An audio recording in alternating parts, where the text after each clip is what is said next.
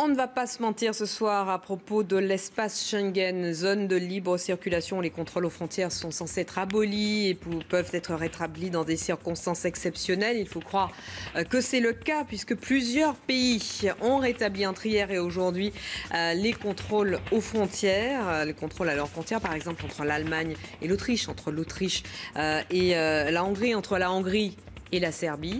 On verra avec nos invités ce qu'ils pensent de cette suspension des règles de Schengen. La police hongroise qui a donc fermé son principal point de passage emprunté par les réfugiés à sa frontière avec la Serbie à Roške. Une quinzaine de policiers ont pris place devant ce point de passage alors que la construction d'une clôture le long de plusieurs dizaines de kilomètres à la frontière est achevée aujourd'hui. On en parlera également avec nos invités. Vous voyez à l'instant des images de Liesse. C'était les images de l'élection samedi à la tête du parti travailliste de Jeremy Corbyn, dans un pays qui est encore très marqué par l'héritage thatchérien et où le gouvernement actuel réfléchit à une nouvelle législation qui durcit encore le droit de grève. Corbyn, le rouge, prend la tête du parti travailliste et il enterre la troisième voie de Tony Blair, en tout cas pour le moment. Rendre plus visible l'un des courants les plus intégristes, obscurantistes et sectaires de l'islam, c'était l'objectif de cette manifestation, affirme une élue socialiste du Val d'Oise à propos de ce salon dédié à la femme musulmane interrompu par un happening des Femen. Les thèmes de discussion lors de ces 2 jours de manifestation prêtes à polémique et les invités, les intervenants de cette manifestation également, et puis les conditions, vous les voyez, dans lesquelles ces 2 Femen ont été, de façon assez musclée, on va dire, évacuées par le service de sécurité. Nous en rejoint sur ce plateau Sandrine Bélier. Bonsoir, merci d'être là.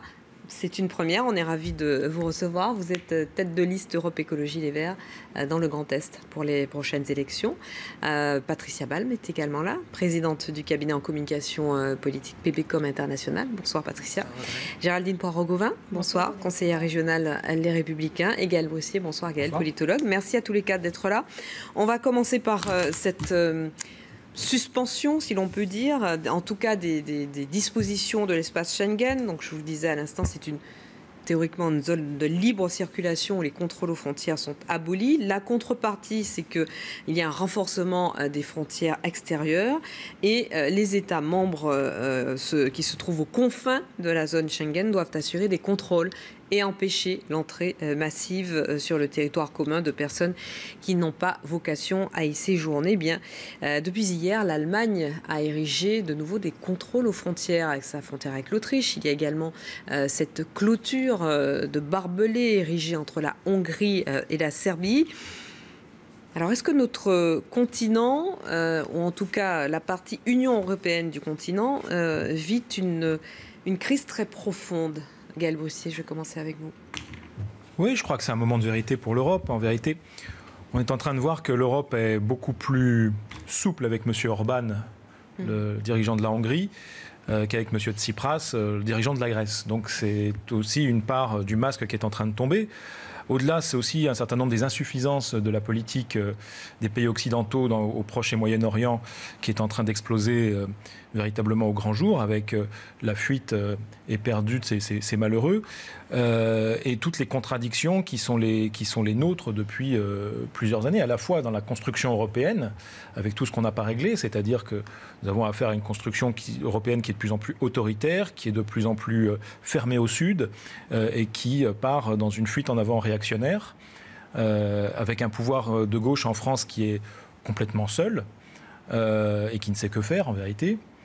Et puis toutes ces incohérences. Pourquoi seul ? Parce qu'en fait, la France est en tout cas sur la même longueur d'onde que l'Allemagne. Oui, mais l'Allemagne a ses propres contradictions. Parce que quand on regarde bien, M. Orban était à Munich en train de parader, je crois, hier, me semble-t-il, et la CSU lui a dérouler le tapis rouge. Oui. Et on voit bien que Madame Merkel est dans ses propres contradictions. C'est-à-dire qu'elle a un SPD qui est assez réticent à l'accueil des réfugiés. Elle a une CDU qui est plutôt favorable et une CSU qui a partie liée à la fois avec Orban et avec un certain état d'esprit, on va dire, qui suit le long de l'arc alpin et du Danube et qui n'est pas particulièrement progressiste aujourd'hui. Patricia Balme, on va entendre, et je vais vous faire réagir juste après, Nicolas Sarkozy aujourd'hui, qui estimait qu'en plus de l'Allemagne, de l'Autriche, de la Hongrie, la France devrait également suspendre l'application des directives de Schengen et rétablir, en tout cas provisoirement, des contrôles aux frontières. On l'écoute et ensuite votre réaction. J'ai dit il y a une semaine que la situation est si catastrophique qu'il faut suspendre l'application de Schengen et rétablir les contrôles aux frontières, non pas pour les Européens bien sûr, mais pour tous les non-Européens, pour reprendre le contrôle de la situation et maîtriser la situation.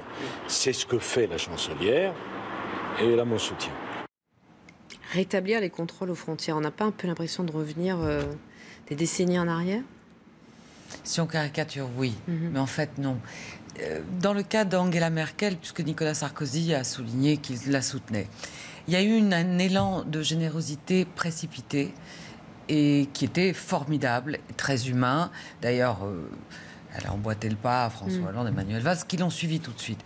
Et puis, tout d'un coup, cette solidarité et cette générosité d'Angela Merkel, eh ben, elle a été un peu freinée par sa raison. Donc, si vous voulez, ce qui s'est passé...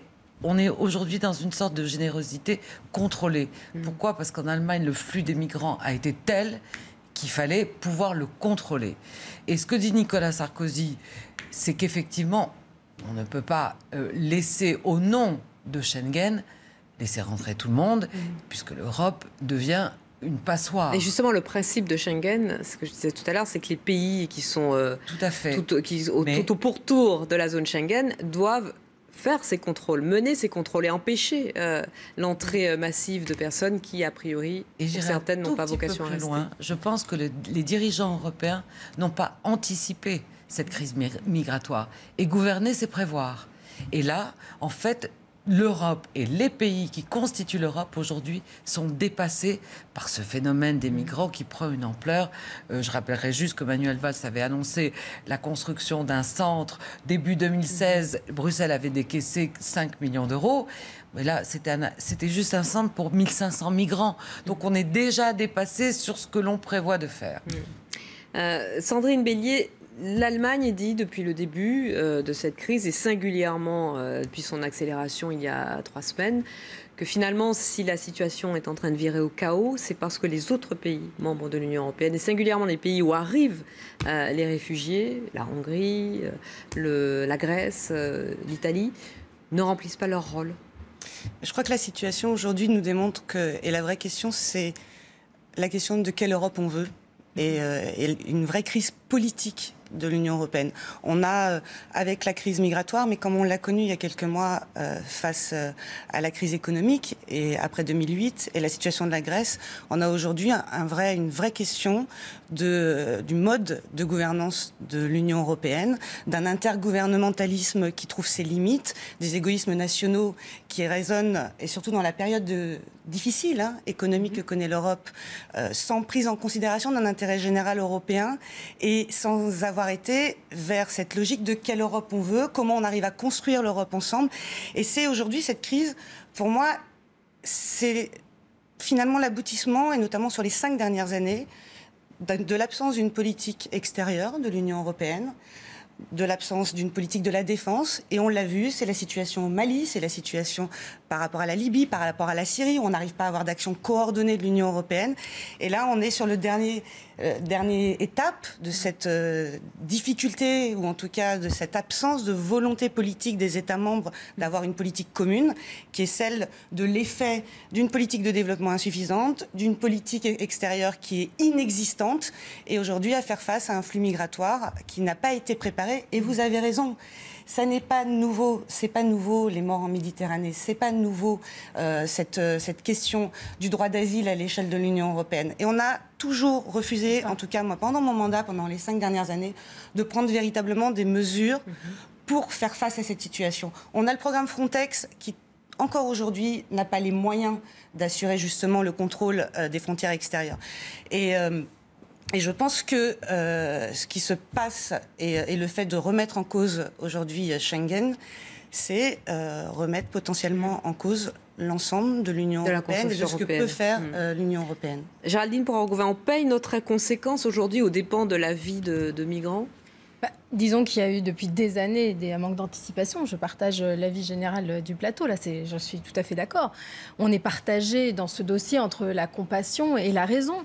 Mais il y a quand même des circonstances exceptionnelles, avec un conflit qui entraîne tous ces migrants vers l'Europe, avec, on parle de centaines de milliers de personnes qui sont déplacées, 800 000 que va accueillir l'Allemagne, on passe à 1 million aujourd'hui, avec ce lancement, c'est cet appel d'air qu'a provoqué quand même les déclarations d'Angela Merkel, qui était certes très généreuse, mais qui manquait peut-être de réalisme. Aujourd'hui, concrètement, accueillir des migrants, ça veut dire pour les collectivités locales s'organiser, qui paye, comment on s'organise, et même s'il faut avoir évidemment une compassion, être à l'écoute, et il faut quand même ne pas oublier que derrière tout ça, il y a des décisions politiques qui s'imposent. Alors moi, je trouve que... Mais est-ce qu'on n'oublie pas, parce qu'effectivement vous dites il y a de la compassion, mais est-ce que on n'oublie pas aussi que ce sont des gens qui, pour la plupart, aujourd'hui, fuient des pays en guerre. Mais bien sûr. Donc ça veut dire quoi? C'est-à-dire que si on ne les accueille pas, on les laisse mourir dans leur pays? Non, je pense qu'il faut d'abord une coalition à la fois européenne, mais même une coalition internationale pour anéantir Daesh, qui est quand même la cause principale. Et là, il y a vraiment un manque d'anticipation. Même la France ne porte pas sa voix, alors qu'elle devrait. Et là, François Hollande, c'est une véritable catastrophe, hein, ce silence par rapport à la position qu'il devrait prendre en tant que chef d'État. Donc là, aujourd'hui, quand on voit que c'est les ministres de l'Intérieur qui règlent ces questions, alors que ça devrait être au niveau des chefs d'État de l'Union européenne, il y a quand même des questions à se poser. Mais sur Schengen et les problèmes de Schengen, moi, je sais que les Républicains à l'UMP a déjà parlé de la nécessité de passer à une autre étape, Schengen 2, avec des contrôles des frontières extérieures de l'Union européenne. Ça a été aussi un grand débat au moment de la présidentielle. On a parlé des frontières. Nicolas Sarkozy avait été très contesté au moment de son discours sur la frontière, les frontières de l'Union européenne. Aujourd'hui, on voit qu'il avait raison.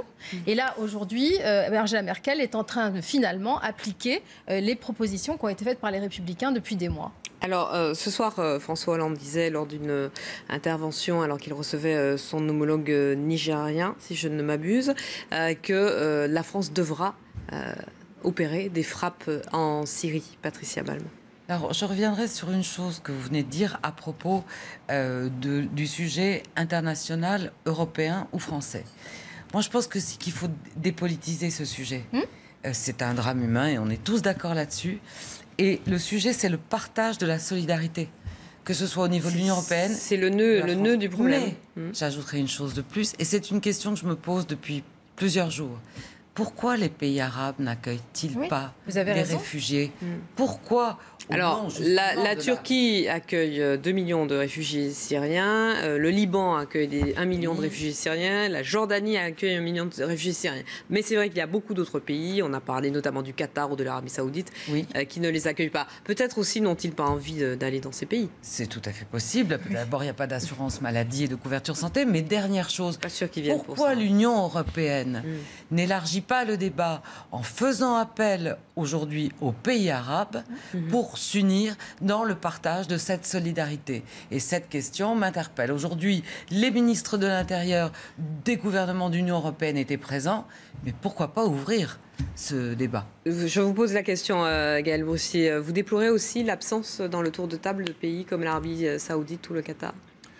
C'est-à-dire que c'est un peu les pompiers pyromanes quand même s'ils faisaient ça, parce que le rôle de l'Arabie Saoudite et du Qatar en Syrie particulièrement est quand même avéré dans le financement, le soutien à un certain nombre de groupes qui ne participent pas de la stabilité du pays. Quand on voit tous les témoignages qui se recoupent sur qui sont ces réfugiés qui arrivent en masse aux frontières de la Hongrie, etc., ce sont des gens qui sont généralement non pas de pauvres airs miséreux, etc., ce sont les classes sociale, la classe moyenne, ou potentiellement une classe dirigeante de la Syrie ou de l'Irak, d'un Irak en paix. Donc ces gens sont jetés sur les routes, ils abandonnent des commerces, ils sont parfois avocats, profs, etc. Et on a affaire là à de possibles encadrements pour des pays qui retrouveraient la stabilité. La question, c'est la stabilité de ces pays. Est-ce que la politique menée par les pays européens, les États-Unis, dans cette région du monde depuis plusieurs années, est bonne. Vraisemblablement non, puisque les conflits n'en finissent pas de s'aggraver, les massacres n'en finissent pas de se succéder. Et que on est tout à fait indulgent vis-à-vis des pays du Golfe, vis-à-vis du Qatar, vis-à-vis de l'Arabie Saoudite, dans le rôle ou le non-rôle qu'ils jouent dans ces régions. Donc il y a un problème de... On est coalisé avec certains d'entre eux pour intervenir en Irak. Certains de ces pays arabes. Le jeu très trouble qui joue est quand même très, très problématique, quand même, il faut le dire. Alors on va rester ensemble et vous restez avec nous de l'autre côté du poste. Et on se retrouve après une courte page de pub pour la deuxième partie d'On ne va pas se mentir. Deuxième partie d'On ne va pas se mentir. On parle du fait que la police hongroise a fermé son principal point de passage emprunté par les réfugiés à sa frontière avec la Serbie, à Roške. Une quinzaine de policiers ont pris place devant ce point de passage alors que la construction d'une clôture le long de plusieurs dizaines de kilomètres, 175 kilomètres précisément, est terminée. C'est l'image du jour. Avec la réapparition des postes frontières à la jonction Allemagne-Autriche, l'espace Schengen a-t-il encore sa raison d'être ? L'Autriche, l'Allemagne, la Slovaquie et peut-être bientôt la France, comme le réclamait, on l'a vu en première partie, Nicolas Sarkozy, le président des Républicains. Les contrôles aux frontières sont de nouveau instaurés. Les discussions à Bruxelles des ministres européens de la Justice et de l'Intérieur n'avancent guère. Même préconisation, même fracture concernant la répartition de l'accueil des migrants. Et quelque chose a changé, on le verra, dans la perception de la crise, ou en tout cas dans sa perception par une frange des populations européennes. Écoutez, à propos des solutions à apporter à cette crise, en dehors de la répartition des réfugiés, cette fameuse question des hotspots, c'est le mot à la mode, ou encore des centres de répartition des migrants entre les migrants économiques, les demandeurs d'asile et les réfugiés fuyant la guerre. Écoutez. Concrètement, ça veut dire des centres d'enregistrement qui doivent être placés en Grèce, en Italie, en Hongrie, pour éviter justement ce qui se produit en ce moment et que l'Allemagne a été amenée par un contrôle provisoire d'engager. Donc c'est à l'Europe d'apporter la réponse et la France et l'Allemagne ont déjà depuis plusieurs semaines voulu qu'il y ait ces contrôles. Ils devront être faits à l'entrée des frontières européennes, c'est-à-dire en Grèce, en Hongrie et en Italie. Donc, centre d'enregistrement qui départage les migrants économiques des demandeurs d'asile. Est-ce que c'est la bonne solution, Géraldine Poirot-Gauvin ? Parce que Nicolas Sarkozy, lui, parlait de l'installation de ces centres, non pas dans les pays où les migrants arrivent, mais dans les pays limitrophes de l'espace Schengen. Moi, je préconise évidemment cette seconde solution. Là, on voit le manque d'anticipation. Ça me met presque en colère de voir le discours qui évolue de François Hollande. Il y a 3 jours, on était la main sur le cœur et aujourd'hui, il est convaincu de la nécessité de ces hotspots, alors que finalement, il ne fait que suivre la position de l'Allemagne sur ce point. Moi, je pense effectivement qu'à force de ne pas contrôler ses frontières, on finit par voir s'ériger des murs. Et on voit de plus en plus de murs s'ériger partout dans le monde. Et parce qu'on n'a pas juste anticipé, on n'a pas fixé un certain nombre de règles et pas fait respecter les règles. Parce que c'est ça le problème, c'est que Schengen n'est pas respecté et qu'un certain nombre de pays ne remplissent pas à la frontière extérieure de l'Union européenne les obligations de contrôle. Et avec cette situation est très exceptionnelle, il faut des mesures exceptionnelles. Alors les hotspots, ça veut dire quand même des mois et des mois de traitement de dossiers, parce que quand on voit les demandeurs d'asile en France qui sont traités, il faut des mois, des dizaines de mois, ça demande quand même une organisation qui ne me semble pas du tout clarifiée. Alors 9 mois pour la demande d'asile en France, mais les procédures ont été accélérées, notamment pour les réfugiés syriens. Et d'ailleurs, je fais une petite parenthèse pour dire que beaucoup d'humanitaires s'émeuvent du fait qu'on commence à faire un tri entre les réfugiés et que les réfugiés afghans, par exemple, sont beaucoup moins bien traités que les réfugiés syriens. Sandrine Bélier, une petite incise avec vous sur ce thème de hotspots. Vous nous disiez pendant la coupure pub qu'il a un sens pour les écologistes, bien différent de celui qu'on lui donne aujourd'hui. Pour les naturalistes notamment. Et puis rappeler, c'est vrai que ces images sont très choquantes. Enfin, moi qui suis de la génération qui n'a pas connu la guerre et justement qui a vu les murs s'effondrer, je pense qu'il faut rappeler on a des hommes, des femmes, des enfants qui fuient la barbarie, qui fuient leur pays au risque de leur vie pour pénétrer notamment sur une terre qui est le symbole des droits de l'homme, qui porte des valeurs, les valeurs des solidarités. Et je pense qu'on peut construire tous les murs, mettre tous les barbelés possibles et inimaginables. Ces personnes n'ont plus rien à perdre. Elles sont dans des situations... Il ne faut pas de murs, parce qu'à force de ne pas contrôler, on va avoir des murs et qui s'érigent comme les murs n'arrêteront pas la misère. On est bien d'accord. Pas la misère. Mais ces images-là me choquent autant que vous. Hein. Et je disais, cette histoire de hotspot, c'est vrai que pour les naturalistes, et ça renvoie aussi aux valeurs de l'Union européenne, où l'Union européenne s'est construite sur la valeur de la diversité, de la tolérance, de la solidarité. Un hotspot, pour un naturaliste, c'est un des endroits du monde où on a une très très forte diversité biologique d'espèces qui est menacée. Et donc, une zone sur laquelle il faut avoir une attention très particulière et qu'il faut protéger au titre de la diversité biologique, donc au titre de sa diversité, et qui présente une vraie richesse pour l'ensemble de la communauté internationale, pour l'ensemble de l'humanité. Donc on en est loin avec la définition des hotspots aujourd'hui qui est faite dans cette crise. À moins de considérer que l'Union européenne inscrive, et notamment nos chefs d'État inscrivent cette idée de hotspot par une ouverture de l'Union européenne à la diversité, au retour aux valeurs, et à être en capacité d'accueillir dignement les personnes qui fuient la guerre et qui fuient la misère. Alors, ce qui est surprenant avec cette émergence du mot hotspots dans le vocabulaire de tous, c'est que, en fait, ça n'est que la confirmation de dispositifs qui sont censés déjà exister, Gaël Brustier. Oui, moi je lisais une interview très intéressante de Pierre Jox, qui est je pense qu'un des hommes politiques qu'on peut qualifier d'homme d'État en France, qui disait... Il s'est opposé en fait à Schengen en 1985 en disant à Mitterrand la chose suivante. Il disait on aura la frontière de la France dans le port du Pirée. Aujourd'hui, on l'a avec la frontière serbo-hongroise. Et il se trouve que quand on a bâti le système de l'Union européenne, on ne s'attendait pas forcément à ce que le garde-frontière de la France, c'est-à-dire le garde-frontière hongrois, soit dirigé par un gouvernement franchement très très à droite et en concurrence avec un mouvement néofasciste. On ne sait jamais, les Hongrois le disent là-bas, on ne sait jamais lequel est le plus à droite de l'autre. Donc ça fait quand même 4 ou 5 mois que Orban était en train de promettre à tout le monde ce rideau de fer au sud de sa frontière. Maintenant, il y a un problème de fond que personne ne veut aborder, j'insiste là-dessus, c'est comment on résout à la source ce flot de réfugiés. Ces gens dont on connaît maintenant le parcours, qui prennent des risques fous pour arriver dans des terres où il y a la paix, sont des gens qui ont d'abord le droit à rester chez eux et qui auraient le droit à ce que les pays de l'Union européenne cessent la politique folle qui a consisté à laisser ces pays être déstabilisés par des groupes terroristes et à s'enquister dans des guerres civiles sans fin.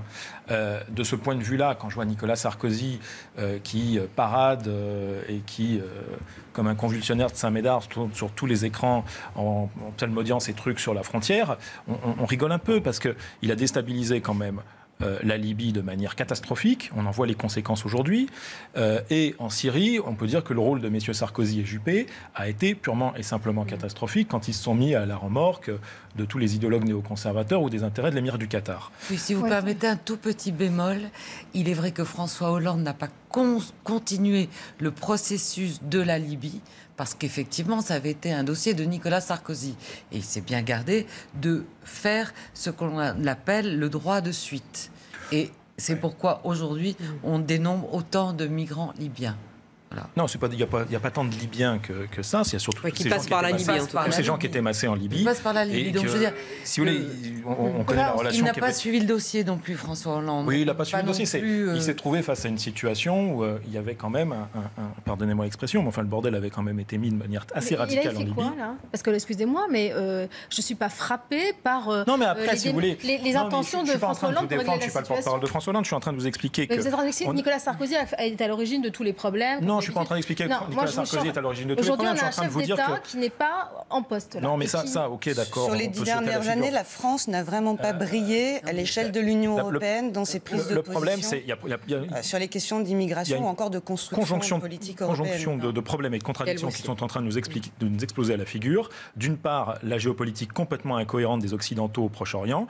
D'autre part, le fait qu'on nous a vendu l'Union européenne comme une Europe sociale, une Europe démocratique, et qu'on s'aperçoit de mois en mois qu'il s'agit d'une Europe Europe autoritaire, qui est de plus en plus fermée au peuple du Sud et qui est en train de se claquemurer dans une espèce de bunker où on fait régner l'ordre à la baguette. Alors, donc voilà, c'est ça le problème. Ce serait aussi. quoi, Géraldine Poirot-Gauvin, ce serait quoi une attitude responsable de chef d'État de François Hollande, puisqu'à vous entendre, il ne l'a pas? Oui, moi, ce que je vois, c'est qu'il y a une élection présidentielle dans 1 an et demi, que personne ne veut prendre de risques.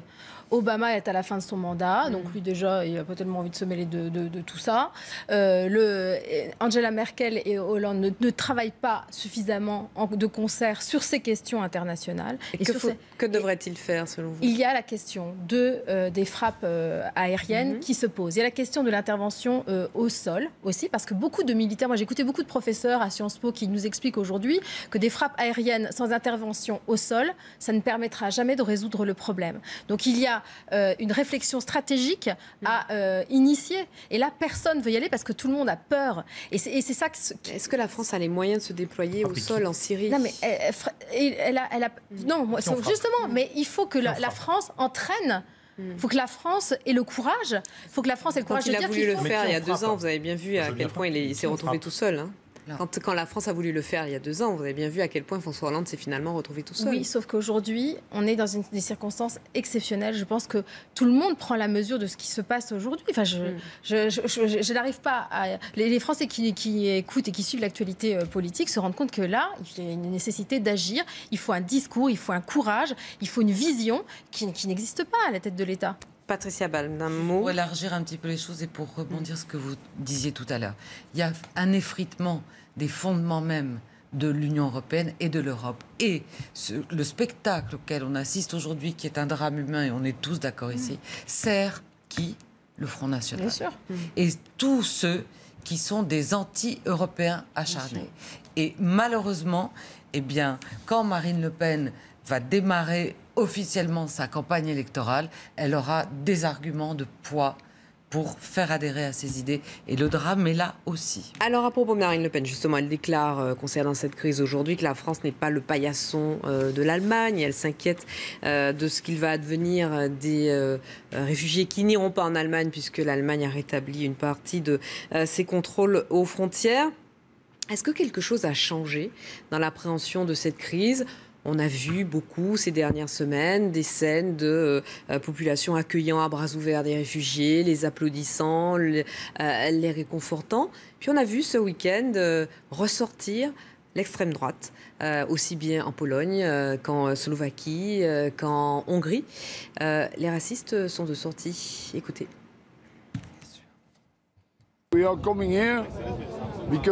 On vient ici parce que pour nous, l'islam est le plus grand danger en Europe. J'ai ma propre expérience avec les migrants musulmans et je sais que ce sont des gens qui ne s'intègrent pas facilement. Partout où ils vont, ils ne laissent que le chaos derrière eux et je ne pense pas que ce soit des réfugiés politiques, mais des gens qui migrent pour des raisons économiques. Et on a entendu, alors évidemment il y a ces gens qui sont des extrémistes, mais on a beaucoup entendu quand même monter une petite musique selon laquelle ces flots de réfugiés seraient infiltrés par des organisations terroristes, qu'ils représenteraient une menace parce qu'ils viennent avec eux, ils portent avec eux un islam trop conquérant. Sandrine Bellier. Je trouve que ce sont des propos absolument odieux et dans le contexte qui est celui qu'on connaît aujourd'hui, on a affaire à de la manipulation et un discours populiste, on joue sur des peurs. Bien sûr, les Français notamment aujourd'hui sont dans une situation de crise économique, ils ont du mal à finir leur fin de mois.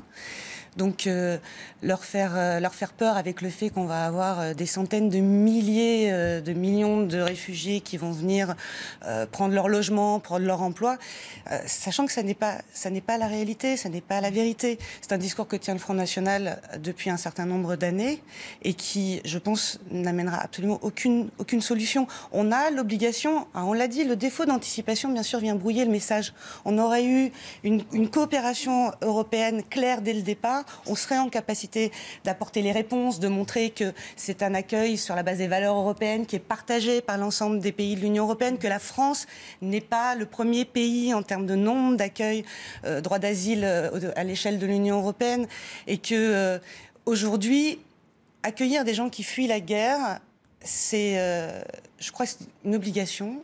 Ça fait partie des valeurs, je le disais, européennes, mais aussi françaises. Et en termes de solidarité, on a connu des flux migratoires et on a cette obligation, et notamment pour rester digne, nous aussi, par rapport aux générations à venir. Géraldine Poiragouvin. Moi j'entends votre discours, mais l'excès d'un côté entraîne l'excès de l'autre. C'est-à-dire à dire oui, il faut être généreux, il faut accueillir tout le monde, ce sont des gens persécutés.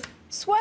Mais après, quand on regarde la réalité pour les collectivités locales, pour chaque réfugié, le coût de l'hébergement, de l'aide juridictionnelle, de la CMU, de l'AME, les gens sont conscients de ça et ils revendiquent. Les Français revendiquent le droit à la peur aussi. Et les gens ont le droit de s'inquiéter. La question du coût est un argument fallacieux. Ah bon ? Même l'OCDE démontre que l'immigration aujourd'hui présente plus d'avantages financiers qu'elle ne coûte. Non, mais sur le long terme, on parle sur le court terme. Oui, mais et puis c'est vous qui parlez de long terme. Et en tant que responsable politique, on a cette obligation d'avoir une vision. Oui, d'avoir une vision. Long terme. Mais quelle est la société qu'on a envie de porter aujourd'hui et pour demain, en termes de valeurs par rapport à nos enfants? Est-ce que c'est celle qui se referme?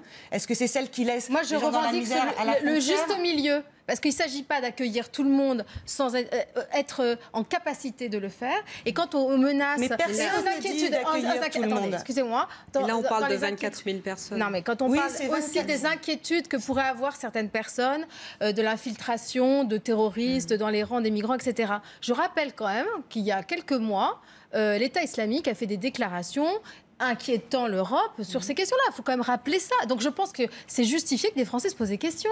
Gaëlle Bossier. Et charge aux responsables politiques, aux collectivités, d'organiser la solidarité. Moi, je crois qu'elle s'organise, la solidarité. Vous savez, vous êtes sûr qu'il n'y a pas de djihadistes dans les rangs des migrants, vous? Parce que moi, je suis pas sûre. Hein. Par rapport à cela, comme on ne va pas pouvoir lancer le débat sur ça, par rapport à cela, le ministère de l'Intérieur précise que tous les demandeurs d'asile font l'objet de relevés d'empreintes et d'études de leur cas. Ce qui permet au moins de filtrer, sinon d'éliminer toutes les menaces. Gaëlle Bossier. Oui, non, il y a un point sur lequel il faut être très ferme, c'est le point de la France qui a une tradition d'être une terre d'asile pour les combattants de la liberté. Et sur ce point-là, je pense qu'il ne faut pas transiger et ne pas mêler les questions d'immigration et les questions de droit d'asile. Vous avez des combattants de la liberté, des gens qui sont victimes de guerre, qui sont en France et qui vont être des réfugiés et auxquels nous devons l'hospitalité dans la mesure, évidemment, des moyens que nous avons. Et tout le discours qui consiste à mêler, de part et d'autre d'ailleurs parfois, la question d'immigration et les questions d'asile, en expliquant que, en fait, moi j'ai lu des choses hallucinantes sur le fait que les demandeurs d'asile allaient être bons pour l'économie. Non, mais attendez, faut pas pousser le cynisme trop loin, même si c'est par générosité à la base qu'on veut démontrer que ces gens sont les bienvenus. Non, il y a une tradition d'accueil, une tradition d'asile qu'il faut faire respecter. Il faut être extrêmement ferme là-dessus et mener le combat dans la société française jusqu'au bout sur cette thématique-là. Le mot de la fin sur ce débat pour vous, Patricia, et ensuite on passe à l'élection de David Corbyn à la tête du Parti travailliste. On n'a pas su anticiper, c'est ce que j'ai dit au début de l'émission, et aujourd'hui se pose la question du partage de la solidarité. Ouvert, bien sûr, à tous les pays du monde, y compris, parce qu'on n'en a pas parlé, les pays du Maghreb. Alors, on passe à un autre thème de l'actualité de ce début de semaine. C'est l'élection à la tête du Parti travailliste en Grande-Bretagne de Jeremy Corbyn, Jérémy le Rouge. C'est un homme qui se revendique de la gauche de la gauche, pour peu que la gauche de la gauche existe en Grande-Bretagne. En tout cas, son élection démontre que la troisième voie prônée par Tony Blair, théorisée, mise en application par Tony Blair, est bel et bien enterrée. Alors, est-ce que c'est dans le souffle de Syriza, de Podemos en Espagne, que Jeremy Corbyn arrive à la tête du Parti travailliste?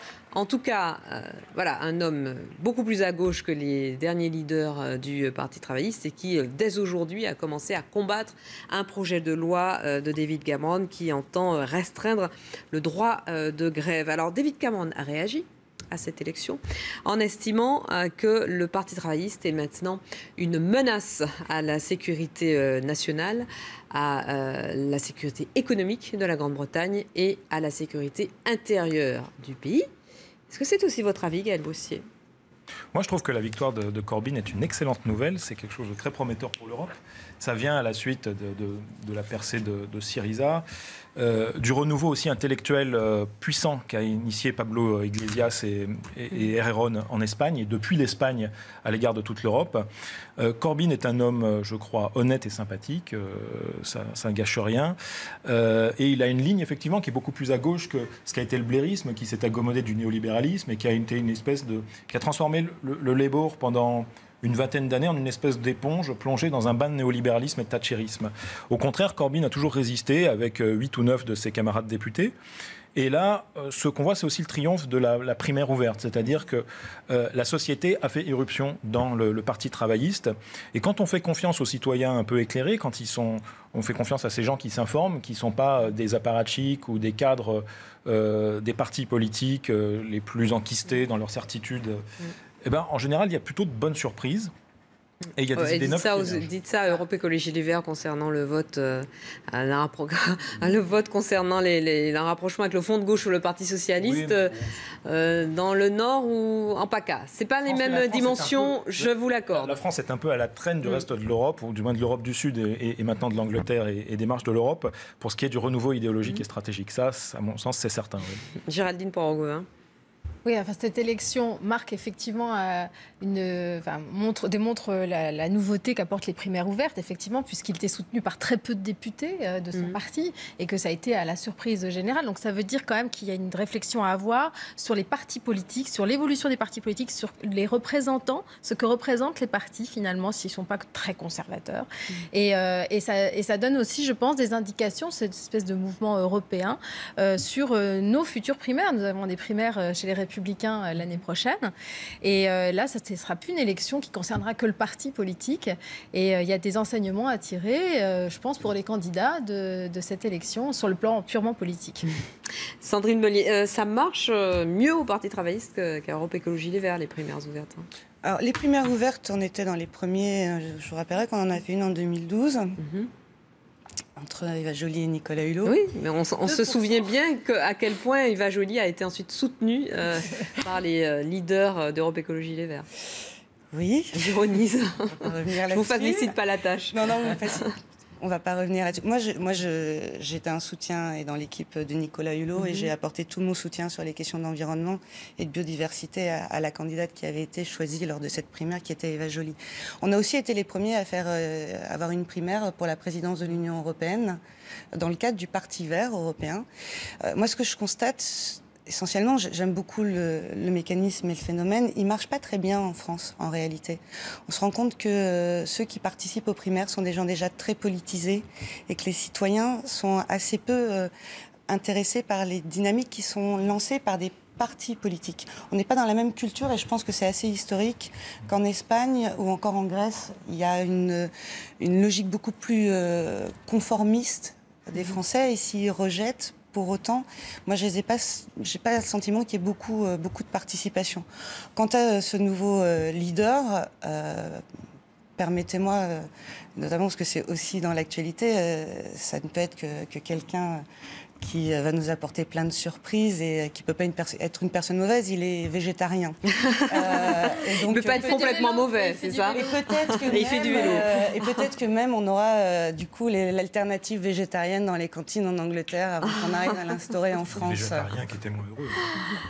Patricia Balme, à défaut de partager les idées de Jeremy Corbyn, ce dont je ne vous crédite pas d'emblée, est-ce